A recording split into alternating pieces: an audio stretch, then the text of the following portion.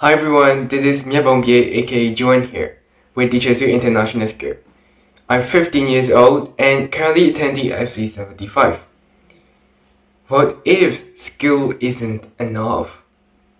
Imagine two teenagers graduating from the exact same school. They studied the same subjects, took the same exams and received similar grades. 10 years later, one is confidently leading meetings, managing responsibilities, and adapting to unexpected challenges. The other struggles with procrastination, avoids opportunities that require speaking up, and finds it difficult to communicate their ideas. So, what happened? Was that one person simply smarter? Or were they equipped with something that school often forget to teach? Today, I want to talk about 3 skills that can shape a teenager's future just as much as academic knowledge, including self-discipline, public speaking, and the ability to present yourself effectively.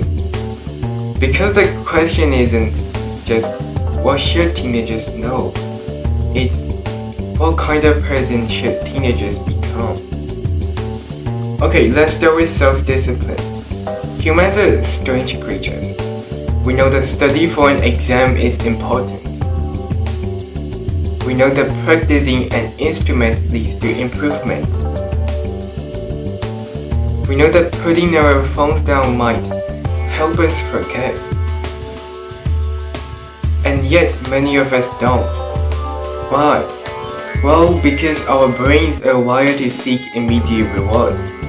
Scrolling through social media gives us instant entertainment, whereas studying offers rewards much later. Self-discipline is the ability to choose what benefits your future over what satisfies your present self. And for teenagers who are balancing homework, friendships, hobbies, and extracurricular activities, this skill becomes incredibly crucial. Research has shown that self-control is linked to academic success and long-term achievement. In other words, talent matters, but consistency matters too. Now imagine having great ideas but being unable to share them. That's where public speaking comes in. For many people, speaking in front of others is terrifying. Some surveys have even found that people rank public speaking among their greatest fears, which is fascinating. Apparently, explaining a slideshow to classmates can feel more threatening than actual danger. But public speaking isn't really about standing on the stage, it's about communication, answering questions in class, participating in debates, defending your opinions clearly. But that confidence doesn't always come first. Sometimes confidence is the result of repeatedly doing something difficult. And teenagers who develop this skill gain an enormous advantage. Because eventually presentations become interviews, interviews become meetings, and meetings become opportunities to lead. Finally, let's talk about presenting yourself. And no, this isn't about becoming someone you're not. It's about learning how to communicate your value honestly and effectively. Every single day, people are trying to persuade others. Students persuade teachers to approve ideas, debaters persuade judges, job applicants persuade employers, entrepreneurs persuade customers. In a way, everyone is selling something, an idea, a vision, a skill, or even themselves.